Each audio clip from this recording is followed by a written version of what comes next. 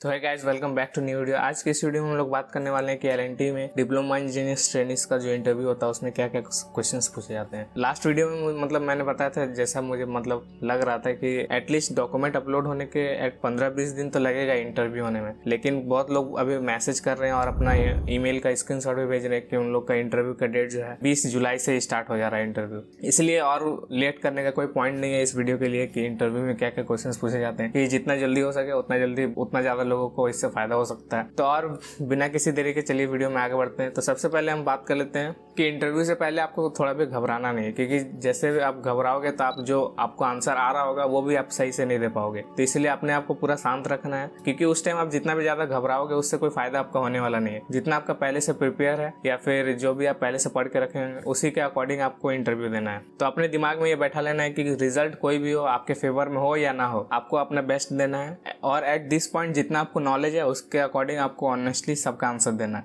बस आपको यही दिमाग में रखना है। बाकी आपको रिजल्ट का नहीं सोचना है कि आपका इंटरव्यू क्लियर होगा या नहीं होगा, आपको बस अपना बेस्ट देना है। तो ऐसा नहीं है कि जो आपको आंसर आता है वो भी घबराने के कारण आप बोल ही ना पाओ, तो ये बहुत ही ज्यादा बेकार हो जाएगा, क्योंकि आपको आंसर आते हुए भी आप फिर आंसर नहीं कर पाओगे। इंटरव्यू से पहले लंबा डीप ब्रेथ लेना है और अपना दिमाग और अपना दिल को हार्ट बीट जो है उसको एकदम नॉर्मल एकदम काम डाउन कर लेना है। तो आप बात करते हैं कि इंटरव्यू में कौन कौन से क्वेश्चन पूछे जाते हैं। सबसे पहले मैं बता देता हूँ कि इंटरव्यू लेने के लिए पैनल पे, अभी तो ऑनलाइन ही इंटरव्यू हो रहा है, तो ये माइक्रोसॉफ्ट टीम्स पे होगा। तो इंटरव्यू पैनल में 2 से 3 लोग हो सकते हैं, जिसमें से एक एचआर होंगे, एक टेक्निकल क्वेश्चन आपसे पूछेंगे और एक हो सकता है वो भी टेक्निकल क्वेश्चन ही पूछे या फिर वो बस ऑब्जर्व करने के लिए आपको बैठे रहे। हो सकता है उधर कैमरा भी ऑन ना हो, लेकिन आपको कैमरा और माइक दोनों ऑन रखना है। और किसी आप विंडो के सामने ऐसे बैठ जाना ताकि अच्छे से लाइट सोर्स है, या फिर जहाँ से लाइट आ रहा है वहाँ के उसके ऑपोजिट डायरेक्शन में आप बैठ जाना ताकि आप अच्छे से विजिबल हो। और रूम में कोई होना नहीं चाहिए। एचआर जो है वो आपसे क्वेश्चंस पूछेंगे आपके बारे में कि आपको अपने बारे में कितना पता है। आपको सबसे पहले तो वो आपसे इंट्रोडक्शन पूछेंगे और आप इंट्रोडक्शन में अपना नाम, किस कॉलेज से हो, आपका 10th कहाँ से हुआ है, अभी आप किस कॉलेज में हो, आगे का क्या प्लान्स है आपका, और आपका हॉबीज, इंटरेस्ट क्या क्या है, आपका फेवरेट सब्जेक्ट क्या था,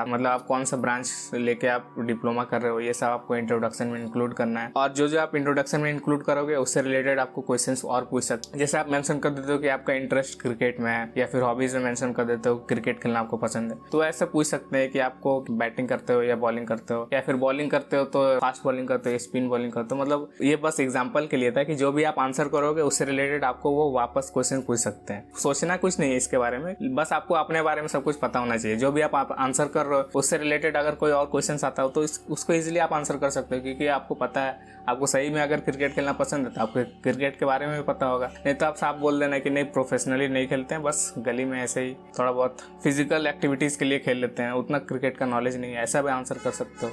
ये क्रिकेट वाला वैसे एक एग्जांपल के लिए था ताकि सब लोग रिलेट कर सके। बाकी वो कुछ भी पूछ सकते हैं। आपका लॉन्ग टर्म गोल क्या है, आपका शॉर्ट टर्म गोल क्या है, इससे रिलेटेड क्वेश्चन भी पूछ सकते हैं। लॉन्ग टर्म आपको हो सकता है 10-20 साल में आपका ऐसे क्या गोल है, वो ऐसा नहीं होना चाहिए कि कंपनी के साथ वो क्लैश कर जाए, तो ऐसा कोई गोल आपको बताना है। और फिर वो आपके बारे में और डिटेल्स भी पूछ सकते हैं कि लाइक घर में आपके फैमिली में कौन कौन है, सबका ऑक्यूपेशन क्या है, या फिर क्या जॉब करते हैं, या फिर जो भी करते हैं वो लोग उसके बारे में पूछ सकते हैं। लाइक अगर आप मेंशन करते हो कि आपका कोई छोटा भाई या बहन है या फिर बड़ा भाई या बहन है, तो वो पूछ सकते हैं कि वो एकेडमिक फील्ड में क्या कर रहे हैं या फिर प्रोफेशनली क्या कर रहे हैं, कोई जॉब कर रहे हैं तो कहाँ कर रहे हैं, ये सब डिटेल्स भी ऐसे ही पूछ सकते हैं। तो एचआर जो है वो आपसे लगभग 5-6 मिनट तक ऐसे आपसे क्वेश्चन आप पूछ सकते हैं आपके बारे में, जिससे कि उनको पता चलेगा एज अ पर्सन आप कैसे हो, आपका वैल्यूज क्या क्या है। तो आपके बारे में पता चल जाने के बाद फिर वो नेक्स्ट आपका स्टार्ट होगा टेक्निकल क्वेश्चंस का। तो टेक्निकल के लिए फिर कोई और होंगे जो आपसे पूछेंगे टेक्निकल क्वेश्चन, जिससे कि आपका बारे में पता चलेगा कि आपका टेक्निकल अंडरस्टैंडिंग कितना है और आपको अपने ब्रांच में कितना ज्यादा आपका कॉन्सेप्ट्स क्लियर है। ये सब आपका टेक्निकल राउंड में देखा जाएगा। तो टेक्निकल राउंड में ऐसे 2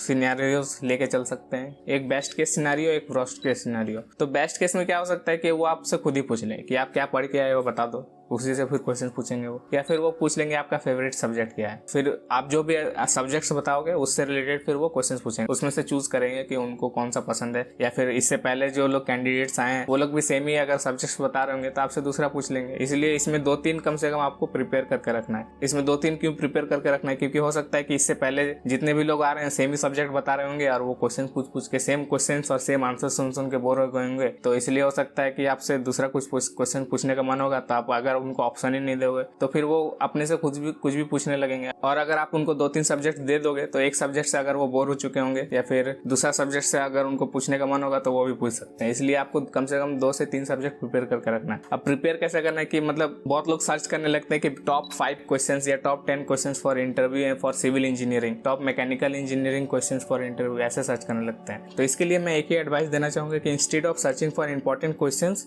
सर्च फॉर इंपॉर्टेंट टॉपिक्स। और आपके ब्रांच में जो इंपॉर्टेंट टॉपिक्स है, मतलब लाइक सिविल इंजीनियरिंग क्यों है, उसमें कुछ ऐसे सब्जेक्ट्स होंगे, ऐसे टॉपिक्स होंगे जिसके वजह से वो सिविल इंजीनियरिंग है, तो वही सब उसके लिए इंपॉर्टेंट है। तो वो सब टॉपिक आपको प्रिपेयर करना है। मतलब इंपॉर्टेंट क्वेश्चंस कुछ नहीं होता है, इंपॉर्टेंट टॉपिक्स होता है। वो टॉपिक्स आप डीपली अंडरस्टैंड कर लो, सारा उसका कॉन्सेप्ट समझ लो, ताकि उससे कोई भी क्वेश्चन आए तो आप इजीली उसका आंसर कर सको। तो ऐसा मत सोचो कि इंटरव्यू जो है वो आपका क्वेश्चंस का लिस्ट लेके बैठा होगा कि ये 10 क्वेश्चन है, यही हमको पूछना है। होता नहीं, क्योंकि वो भी इंसान है, वो उनके दिमाग में जो आएगा उस टॉपिक से रिलेटेड वो कुछ भी पूछ सकते हैं। तो इसलिए ये दिमाग से आपको निकाल दो कि कोई टॉप 5 क्वेश्चन बता दे जो इंटरव्यू में पूछा जाता है और वो हम प्रिपेयर करके चल जाएंगे और वो वही पूछेंगे। आप कोई सिंगल पेपर का एग्जाम देने नहीं जा रहे हो कि उस सिंगल पेपर में टॉप क्वेश्चंस करके चल जाते हैं, एग्जाम में वही आएगा, वही लिख के आ जाएंगे, सारा स्कोर मिल जाएगा। क्योंकि इसमें आप अगर क्वेश्चंस प्रिपेयर करके जाओगे और जो आप आंसर दोगे उससे रिलेटेड अगर वो दोबारा कुछ पूछ लेते तो फिर आप आंसर ही नहीं कर पाओगे। इसलिए अगर क्वेश्चंस की जगह आप उस टॉपिक को अगर प्रिपेयर करके जाओगे तो उस टॉपिक से रिलेटेड आप कुछ भी आंसर करो। वापस से अगर वो उस सेम टॉपिक पे अगर वो दोबारा कुछ क्वेश्चंस पूछेंगे तो आप उसको भी आंसर कर सकते हो। और मान लो कुछ ऐसा टॉपिक से या क्वेश्चंस आ जाता है जो आउट ऑफ सिलेबस हो, मतलब इसके लिए तो आपको सिलेबस पता होना चाहिए कि आपके सिलेबस में क्या क्या था, क्या क्या नहीं। तो